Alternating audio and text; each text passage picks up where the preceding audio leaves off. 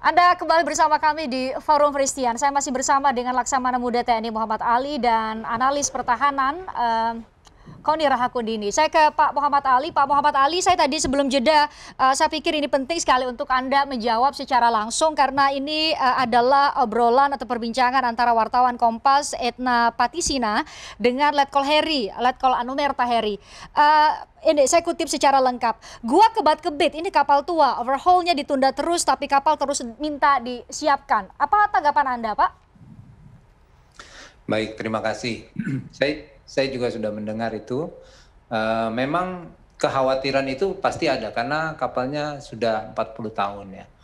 Umurnya sudah 40 tahun sehingga kekhawatiran itu pasti ada.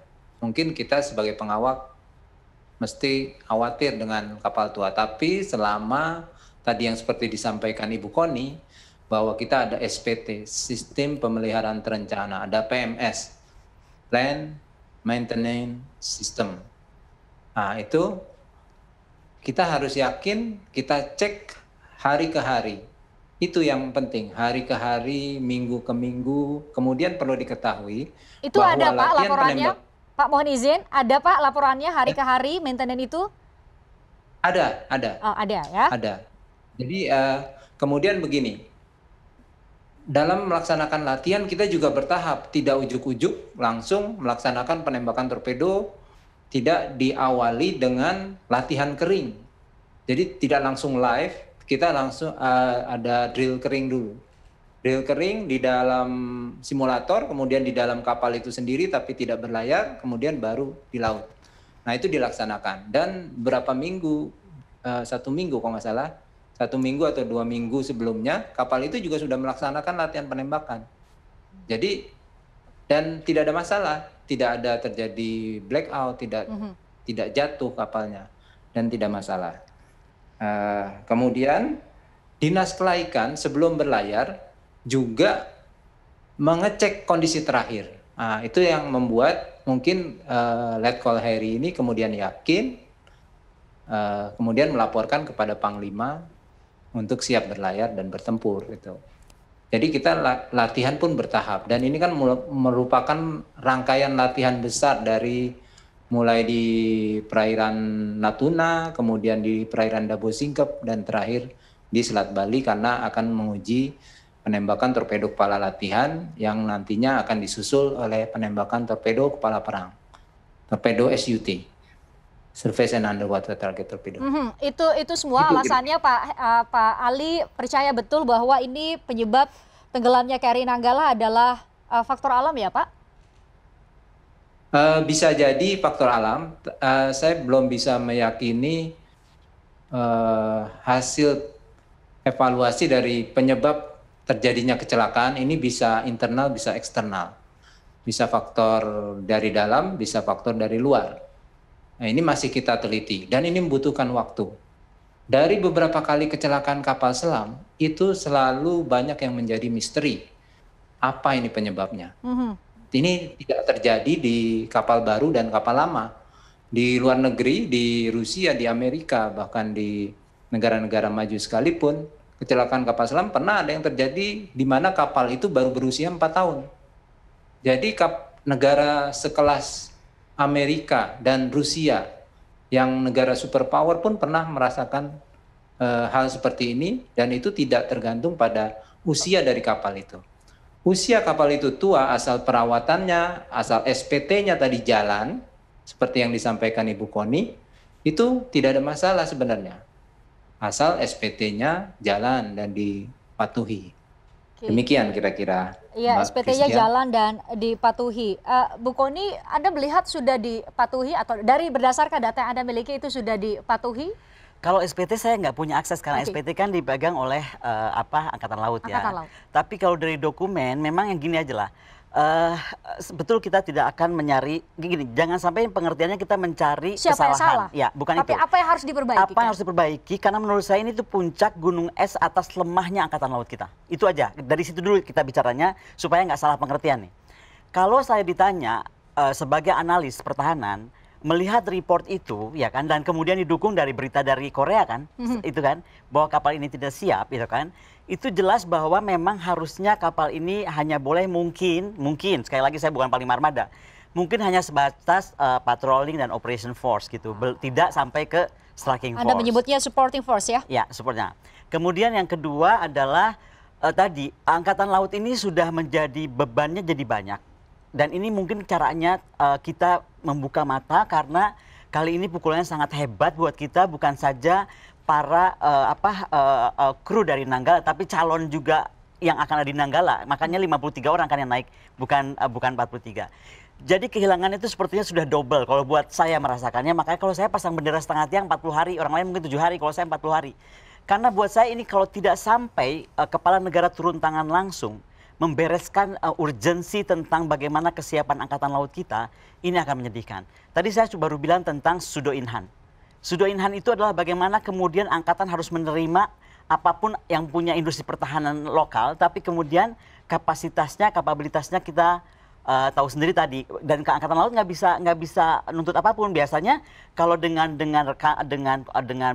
agensi besar atau kapal maksudnya produsen besar, penyedia kapal, dia akan kena penalti per hari, per minggunya berapa gitu. Ini kan PT DI tidak bisa bayar apa-apa. Ini cuma salah satu contoh. Kedua, jangan sampai nanti ada masalah lain juga seperti itu. Ketiga adalah menurut saya bagaimanapun kita mesti jujur, akhirnya bagaimana MRO itu juga ada permainan-permainan tertentu, kemudian juga bagaimana bukan saja di MRO tapi bagaimana sistem pengadaan alutsista itu sendiri. Nah, kenapa saya mau duduk di sini diadili oleh Mbak Pristian? Karena sekali lagi, saya bukan saja kehilangan mantan murid saya, tapi saya rasa ini Indonesia menjadi negara poros maritim dunia dan nggak bisa main-main. Dan seharusnya kita kuat.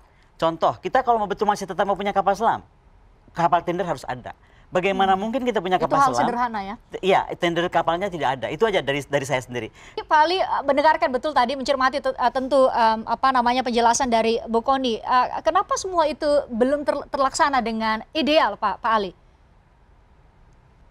Ya, salah satunya anggaran. Jadi kita dengan anggaran terbatas, maka kita harus milih prioritas yang lebih penting. Mana prioritas yang lebih penting? Kapal tender kah atau kapal rescue atau penambahan kapal selam? Dulu kita hanya memiliki 2 kapal selam. Nah, itu saya rasa sangat kurang. Ya. Di mana perairan kita sangat luas dan kapal selamnya hanya seperti keluarga berencana. 2 saja cukup. Kalau diperbaiki oleh PT PAL Indonesia atau diperbaiki oleh tahun 2011-2012 ya, sempat diperbaiki di Korea. Anda tadi sempat menyebut, sempat bagi awam kok belinya dari Jerman, perbaikinya di Korea. Itu satu. Kemudian tadi diperbaiki secara internal. Bu Kony punya perspektif apa soal itu? Yang pasti begini, ketika kita membeli kapal selam ini kan memang menjadi model untuk kapal selam yang datang 403, 404, 405, sehingga kemudian memang kita PT PAL itu membangun bersama-sama dengan kemampuan MRO lah, kita sebutnya demikian ya, overhaul juga di PT PAL. Kenapa tidak ke Jerman? Karena sebenarnya kalau itu jadi bahasa akan mundur nih. Dari awal sebenarnya Jerman tuh sudah agak keberatan kita beli ke Korea.